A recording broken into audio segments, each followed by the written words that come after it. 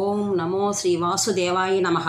శుక్లాంబరధరం విష్ణుం శశివర్ణం చతుర్భుజం ప్రసన్నవదనం ధ్యాయే సర్వ విఘ్నోపశాంతయే. అందరికీ నమస్కారం అండి. శ్రీమద్ రామాయణ వచ్చిన పారాయణం ప్రారంభిస్తున్నాను. మీరందరూ ఆదరిస్తారని భావిస్తున్నాను. ముందుగా శ్రీరామాయణ ప్రస్తావన, పారాయణ విధి, సంకల్పము, శ్రీరామాయణ మహత్యము తెలుసుకొని తర్వాత బాలకాండ, అయోధ్యకాండ, అరణ్య, కిష్కింధ, సుందరకాండములు, యుద్ధ ఉత్తరకాండములు వచన పారాయణం చేసుకొని శ్రీరాముని అనుగ్రహానికి పాత్రలమగుదాము. ఓం శ్రీ సీతారామాభ్యాం నమః. ఓం శ్రీ వాసుదేవాయ నమః. ముందు శ్రీమద్ రామాయణ మహిమ చెప్తాను.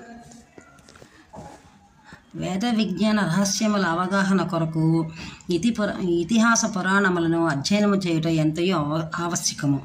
ఇతిహాస పురాణములను లోతుగా అధ్యయనము చేయని అల్పజ్ఞుడు వేదములను గుర్చి ప్రస్తావించుటకు పూనుకున్నప్పుడు వానిని చూసి వేదములకు విపరీతార్థములను కల్పించి చెప్పుచో యథార్థములను భ్రష్టు పట్టించును అని వేదములు భీతిల్లును.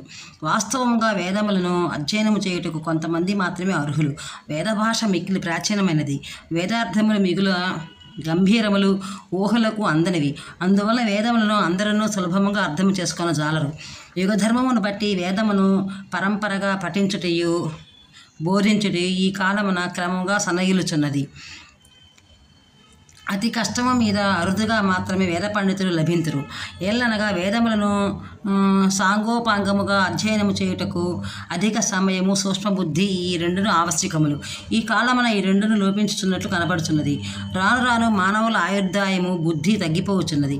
వేదములను అధ్యయనము చేయుటకు బ్రహ్మచర్యము కూడా చాలా ముఖ్యము. బ్రహ్మచర్య దీక్షను పాటించుట కూడా జనులలో లోపించుచున్నది. ఈ విషయములను దృష్టిలో ఉంచుకొని త్రికాలజ్ఞులైన మన మహర్షులు వేద విజ్ఞానమును సామాన్య జనులకు అందుబాటులో ఉండునట్లుగా సరళమై సుబోధకమైన భాషలో, ఆకర్షణీయమైన శైలిలో ఇతిహాసములను, పురాణములను రచించిరి. ఇతిహాస గ్రంథములలో శ్రీమద్ రామాయణము, మహాభారతం అను రెండు మాత్రమే ప్రస్తుతము లభించుచున్నవి. ఈ రెండు గ్రంథములు భారతీయ వాగ్మయమునకు తలమానికములు, ఆర్య సభ్యతకు పట్టుకొమ్మలు. ఇవి భారతీయ గౌరవమును ఇనుముడింపు చేయుచున్నవి. ఈ రెండింటిలో భక్తి, జ్ఞాన, వైరాగ్యములు, సదాచారములు, నీతి నియమములు, ధర్మము మున్నగునవి అన్ని ప్రబోధములు అడుగడును కనపడుచుండును. రామాయణమునందు మర్యాద పురుషోత్తముడైన శ్రీ రామచంద్ర ప్రభువు యొక్క దివ్య లీలలు వర్ణింపబడినవి. మహాభారతమున మణిమాలలో దారము వలె లీలా పురుషోత్తముడైన శ్రీకృష్ణ భగవానుని మహిమలు అవిచ్ఛిన్నముగా ప్రస్తావించబడినవి. ఈ రెండింటి యందును చైతన్యవంతమైన భారతీయ సంస్కృతి యొక్క సజీవ రూపము తొణికిసలాడుచుండును. సంస్కృత సాహిత్యమునందు వెలువడిన దృశ్య, శ్రవ్య కావ్యములన్నింటికి దాదాపు ఈ రెండు ఇతిహాస గ్రంథములే ఆధారములు. ఋషి ప్రణీతములై ఆర్య సంస్కృతికి మూలములైన ఈ రెండు గ్రంథములను నిత్య సత్యములైన ఇతిహాసములుగా స్థిర కీర్తిని ఆర్జించినవి. అట్లే కవితా దృష్టితో కూడా వాగ్మయ రంగమున అత్యున్నత స్థానమును అలంకరించినవి. రామాయణమునందలి శ్రీ రామచంద్రుని మాతృభక్తి, పితృభక్తి, కావ్యరూప వర్ణనల ప్రభావము మనపై ఉన్నట్టు మాతృదేవోభవ, పితృదేవోభవ అను వేదవాక్యముల ప్రభావం అంతగా ఉండదు. కాంతా సంహితములై ఉపదేశములందించు కావ్యములలో వాల్మీకి రామాయణ మహాకావ్యం యొక్క స్థానము సర్వోన్నతమైనది. రచనా కౌశల్యము, కావ్య వస్తు గౌరవము అను ఈ రెండింటిని బట్టి రామాయణము ప్రపంచమునందలి సమస్త కావ్యములకును ఒకటాయమానము. ప్రపంచమునందలి మానవులెల్లరూ దీన్ని పఠించుటకును వినుటకును అర్హులే. ప్రతి వ్యక్తియు దీన్ని శ్రద్ధగా పఠించి అవగాహన చేసుకొని ఇందలి ఉత్తమోత్తమ ఉపదేశములను యథాశక్తి ఆచరించినచో అతని జీవితము ఆదర్శప్రాయమై సఫలమగును.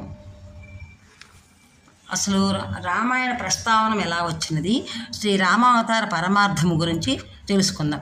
పరిత్రాణాయ సాధూనాం వినాశాయ చ దుష్కృతాం ధర్మ సంస్థాపనార్థాయ సంభవామి యుగే యుగే. దుష్టులను శిక్షించడం ద్వారా సత్పురుషులను రక్షించుటకును ధర్మమును సుస్థిరమనర్చుటకును ప్రతి యుగమునందును నేను అవతరించుచుందును అని గీతాచార్యుడు తెలిపెను. త్రేతాయుగమునందు రావణుడు కఠోరమైన తపస్సు నర్చి బ్రహ్మదేవుని నుండి గొప్ప వరములను పొందెను.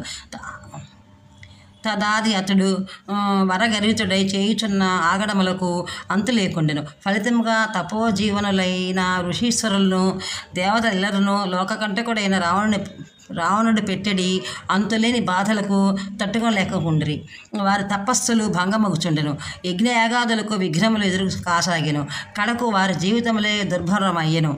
ఇంత ఏలా దేవతలకే గాక దేవేంద్రునికును దిక్కు లేని స్థితి దాపురించెను. చేయునిది లేక బ్రహ్మాది దేవతలు అందరూ శ్రీమన్నారాయణుని శరణుతొచ్చి ఆయనకు తమ కష్టగాథలను తెలుపుకొని తమను రక్షింపవలసినగా పలు విధములా మొరపెట్టుకొనిరి. అప్పుడు ఆ శ్రీహరి వారికి అభయమొసంగెను. రావణుడు బ్రహ్మదేవుని వరములను అడుగుచో యక్ష గంధర్వుల వలన కానీ దేవదానవుల వలన కానీ రాక్షస వలన కానీ తనకు మరణం లేకుండానట్లు కోరియుండెను. కానీ మానవుల ఎడల గల చులకన భావముచే అతడు వారి వలన తనకు మృత్యువు కలుగకుండానట్లు అడగలేదు. కావున దేవతల సూచనలు అనుసరించి శ్రీ మహావిష్ణువు మానవుడై శ్రీరాముడుగా అవతరించెను. దుర్మార్గములకు ఒడిగట్టిన రావణుడు మిక్కిలి తపశక్తి గలవాడు. అట్టి వారిని సంహరించుటకు శ్రీరాముడు కూడా గొప్ప తపఫలమును సంపాదించెను. పిమ్మట అతడు ఆ దుష్టిని తుదముట్టించి సమస్త లోకముల వారిని పరిరక్షించెను. రామాయణముగా వాసికెక్కిన శ్రీరాముని వృత్తాంతము అంతయును మహాతపస్సునకు ఫలరూపముగా దర్శనమిచ్చును. అశ్వమేధాది మహాయజ్ఞములను ఆచరించిన దశరథుడు సత్యసంధుడు.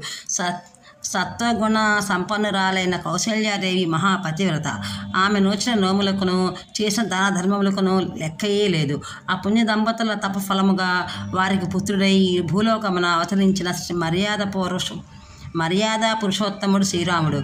బ్రహ్మర్షి అయిన వశిష్ఠునికడ వేదములను వేదాంగములను సకల శాస్త్రములను అభ్యసించుట, మహాతపస్వి అయిన విశ్వామిత్రుని నుండి అస్త్రశస్త్రములను గ్రహించుట, వనవాస దీక్షలో భరద్వాజ మహర్షి, అత్రి మహాముని, అగస్త్య మునీశ్వరుడు, సుధిష్ణముని పొంగవుడు మొదలగు వారి ఆశీస్సులతో వారి మహా తప ఫలములను సమకూర్చుకొనిన శ్రీరామచంద్రుడు ఆ దివ్య తపశక్తులకు ప్రతిరూపమై భాసిల్లును. శ్రీమద్ రామాయణం లోకమున అవతరించుటకు మూలపురుషుడైన వాల్మీకి ఒక మహాతపస్వి. ఆ మునికి శ్రీరామగాథను అనుగ్రహించిన నారదుడు వేదశాస్త్రములను అభ్యసించినవాడు.